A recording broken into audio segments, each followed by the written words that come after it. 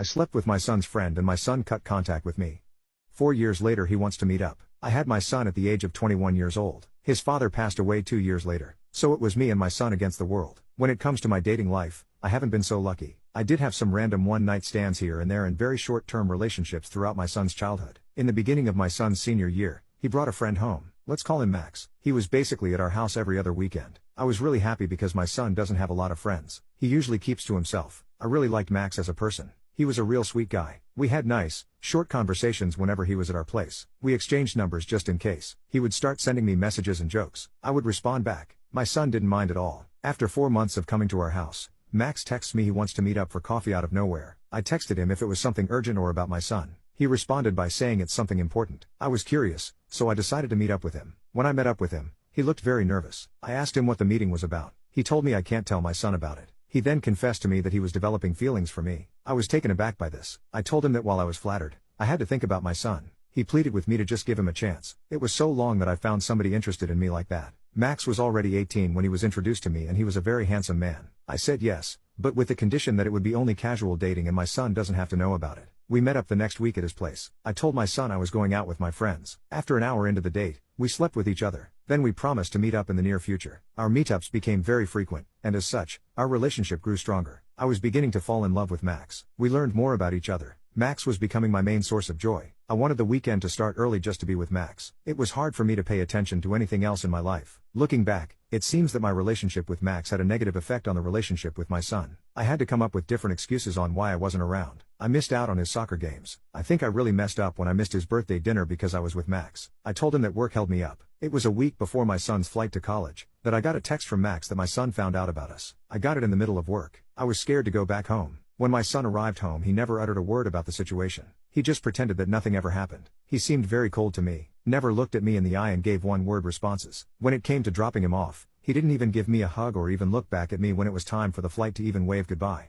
When I drove back home, Max's car was in my driveway. It was the first time I saw him ever since I got the text from him. I saw he had a black eye and a broken nose when he stepped out of his car. We hugged each other tightly. I cried in his arms. Once we stepped in my house, I told him how bad I felt for what I did to my son. The worst part, I wasn't sad my son was leaving but relieved instead. Max comforted me in saying he's just as much at fault for this situation. Max stayed that night. The next day, he proposed to me. I accepted. It's been 4 years now. Max and I have a 2-year-old daughter. He works as a mechanic. The airport was the last time I saw my son. He blocked me on everything. I asked his grandparents if he ever contacted them. His grandfather told me that my son told them everything. He said he will take care of my son, but he told me to never contact my son or them again. 2 days ago, I got a call from my son that he's going to be in town and he wants to meet up in person this Friday. I said yes.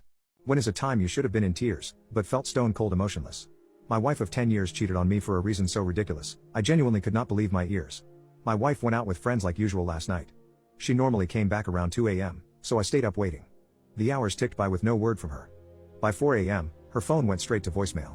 I was sick with worry, but she finally stumbled through the door at 6:47 a.m.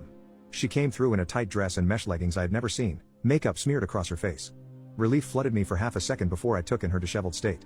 My heart dropped. Were you assaulted? She shook her head. I didn't know whether to feel relieved or more worried. Then where were you? She shrugged, avoiding my eyes. You know what I was doing. The truth hit me like a freight train. She cheated. Who was it? Some guy from the club. I'm sorry. She yawned and began tearing up in her drunken state. I'm tired. Let's not fight now. She slinked off to bed without another word. Numb with shock, I watched her pass out in bed. My mind raced, questions piling up that I wasn't sure I wanted answered. How long has this been going on?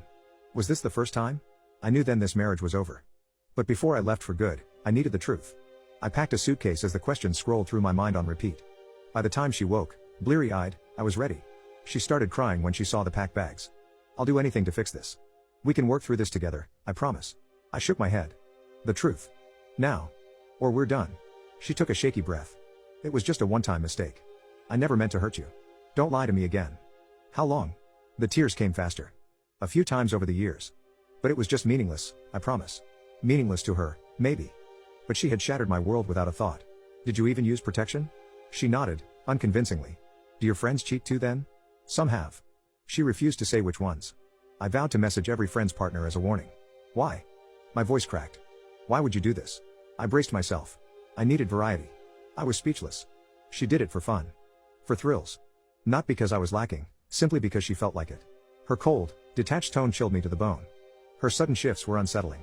The woman I loved was gone, replaced by this unrecognizable person who betrayed me without a shred of guilt. I'd had enough. I didn't even react. I simply called her mom and told her everything before grabbing the last of my things and leaving. In my car, I ignored 100 texts ranging from insults to begging to random photos of us. I canceled accounts, changed passwords and found a place to crash. I drove away in disgust, but troubled by her strange changes in demeanor.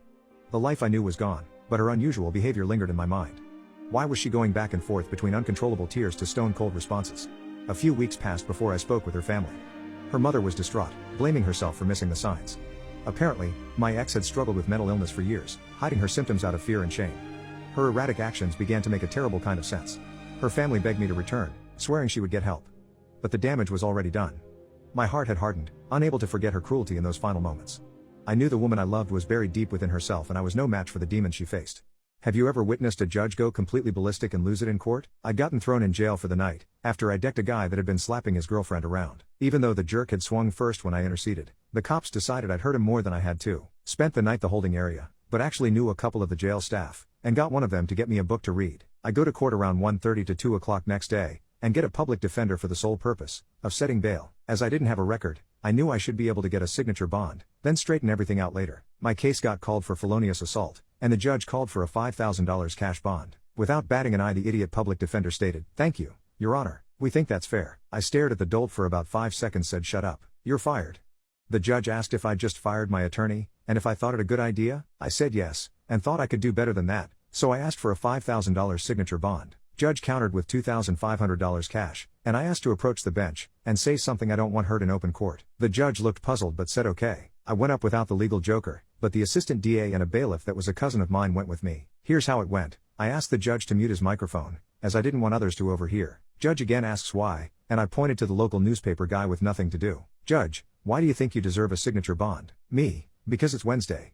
Giving him an evil look and smile. Judge, what does that mean? Me, on Wednesdays you have lunch with your wife at Janelli's. You two meet in the bar area and order a club soda with lime, and a double vodka tonic also with lime. A switcheroo occurs en route to your table. I know all this because I'm one of the management staff there and have seen this several times. At the table your wife is probably having chicken marsala, and you had the usual chicken/broccoli fettuccine. Around halfway through the meal, fresh drinks are ordered, including the double vodka tonic. You will have finished the second drink by the time you leave the restaurant. Judge, bug-eyed and pretty pissed off, what are you trying to say? Me, I'm saying that you're legally buzzed, and if I don't get a signature bond, I will have this deputy here breathalyzer you right now. Indicating my cousin who didn't look happy about the attention. Judge, go back to the table with the attorney. Knowing he was busted, I got a really low signature bond and had a bunch of witnesses, so the case was eventually dismissed. The judge hung out and shot a good game of pool at a bar about 2 blocks from my house, and would always made me buy him a vodka tonic whenever he saw me.